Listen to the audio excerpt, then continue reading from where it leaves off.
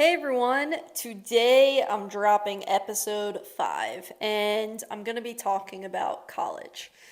Now, as my sister would say, when any conversation about past experiences come up regarding high school or college, she would say, you need to close the yearbook. And while, yes, I think that's true that we need to spend less time talking about the past, there is something that's super important in that to talk about it, and that is that it's been officially this year 10 years since I graduated from college. And yet, through my experiences of coaching college, I've seen almost the same things happen to a lot of athletes. And that's what ultimately brings me to sharing my story. It's that I want to help others not experience such challenges that I did. Well, I should take that back because there's always going to be challenges, but my hope is that this will make it maybe a little bit easier to face them or help you at least avoid some mistakes, I guess I should say, along the way.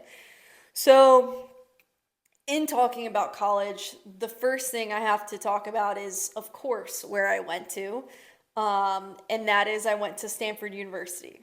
Yes, that Stanford University, the one in Palo Alto, California, that has one of the lowest acceptance rates. Whenever I tell people that, I get oh, okay, you must be really smart, or something along those lines, usually a second glance back or something.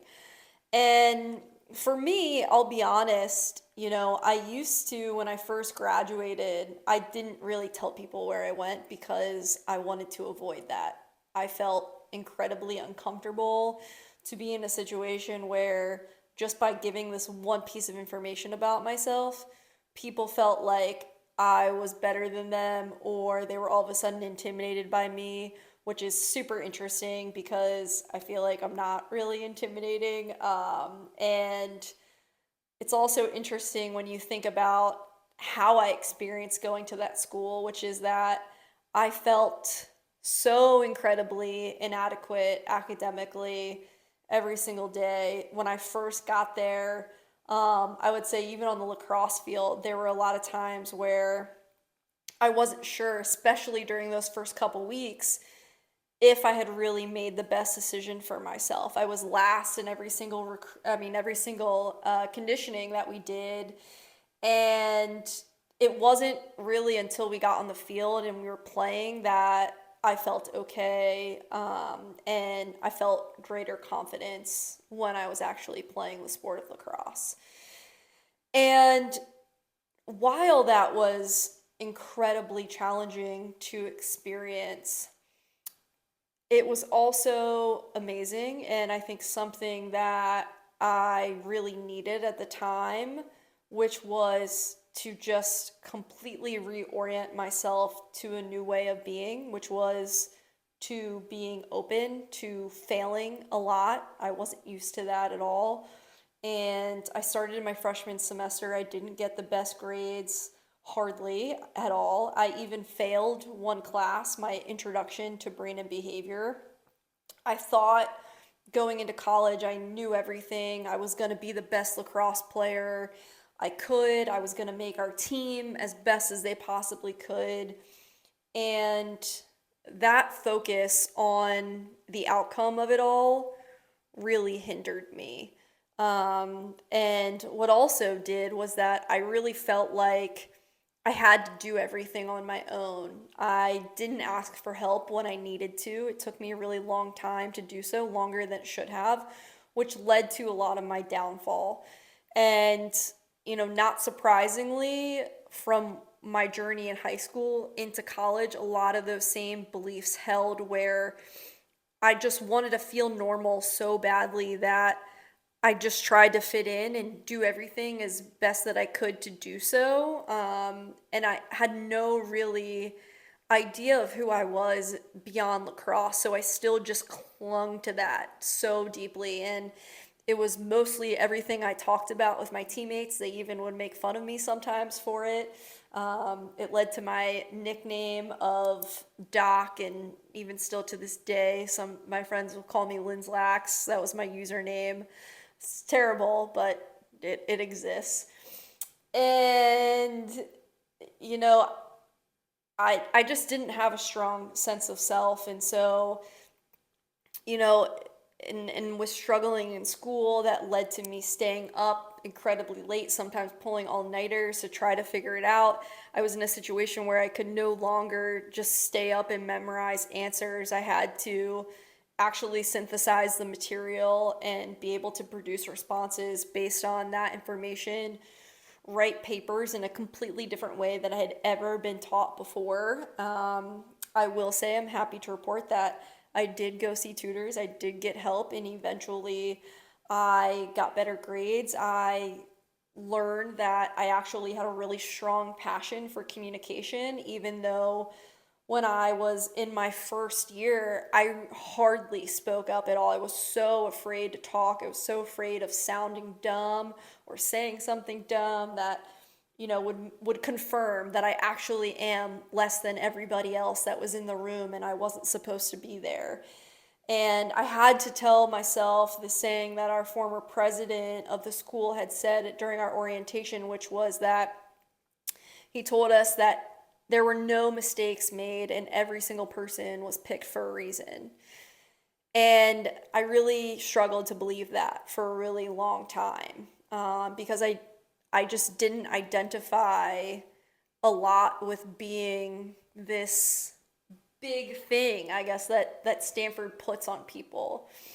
I've come to learn now, though, that the one thing that all Stanford students that I've come across, anyways, have in common is that every single one of them pursues excellence in some way, shape, or form, pursues being the best version of themselves. And that is something I firmly align with. It's something that I still align with to this day.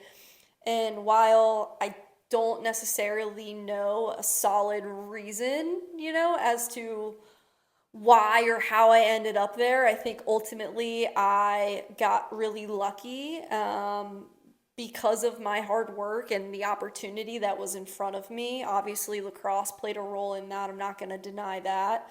Um, but the thing about it is that that feeling inside of me of pursuing my best and being this person that is now trying to help others along the way, I think that that goes into my purpose of what Stanford taught me and gave me confidence to speak on, is speaking on my views and beliefs, and confidence that I do have something to say that is worth listening to. And I think that's probably the greatest gift that I could have been given at that age, when I was so unsure of myself and who I was. And, I started writing a blog for Lacrosse Magazine despite being told by one of my professors that I didn't have the minimum standards of writing for normal Stanford students. Yes, she actually wrote that on one of my papers.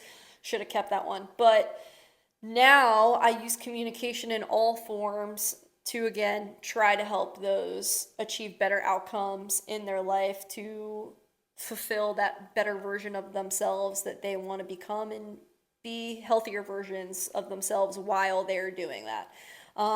Which is, again, not what I did, and I just hope to really change that.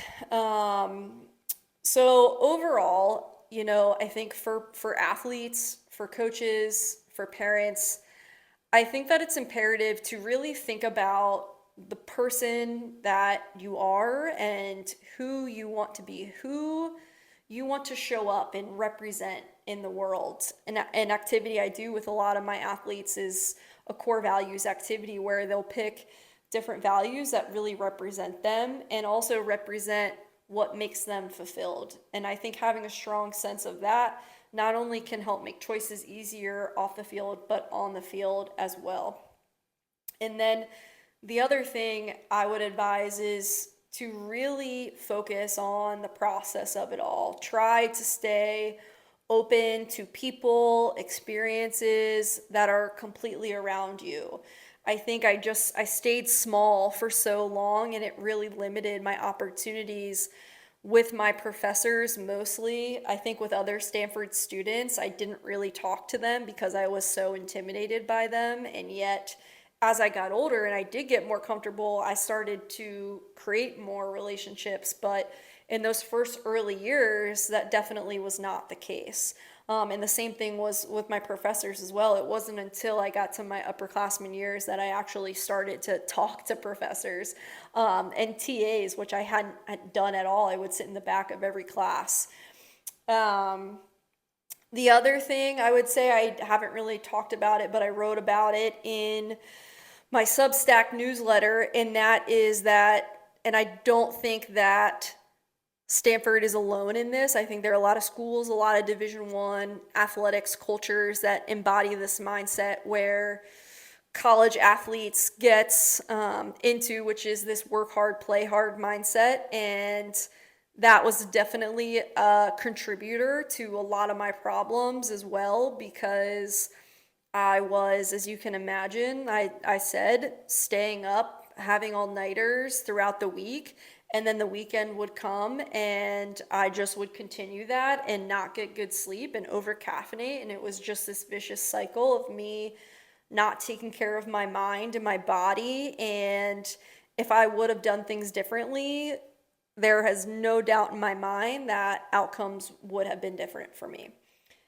I tell you this to be honest, to be transparent, but also to encourage those adults to really try to push to have conversations with your young athletes about these things. It doesn't matter where you go to school, it's unavoidable of the things that one might encounter.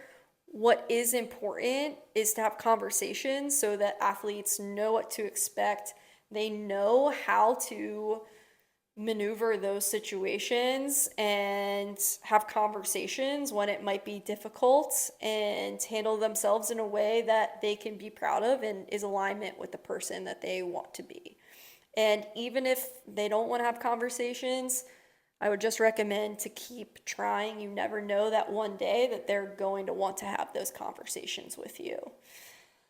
And I know that that was a lot in a short period of time, but as always, if anybody has any questions, feel free to reach out. I'm always an open book, and I hope that while there's a lot of lessons in here, I hope that it's not totally scarring or scaring others, because while it was so hard, it gave me the gift of confidence through my years.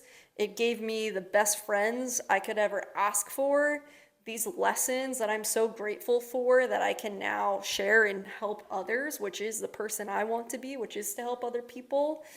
And at the end of the day, I get to say that I went to Stanford and I did that, not only from an academic perspective, but an athletic one. And I ended up raising my GPA significantly to a 3.1, which my high school self would have been devastated about. But I, sitting here now, am happy, because at the end of the day, nobody cares about my GPA, but what I care about is that it got better. And that is ultimately what I aim to show people. And what I hope the message is from this is that that is what the college experience should be, is to help you become a better version of yourself. And if you are not in an environment that doesn't support that fully, I absolutely advise looking into transferring. There's no reason why somebody should sit through and suffer through your college years when they are supposed to be the most memorable. And they're not supposed to be, I wouldn't necessarily say the best, but the most memorable, that is for sure, and they can make the greatest impact on your life. So again, I hope that was helpful. If any questions arise, feel free to reach out. Until next time, bye.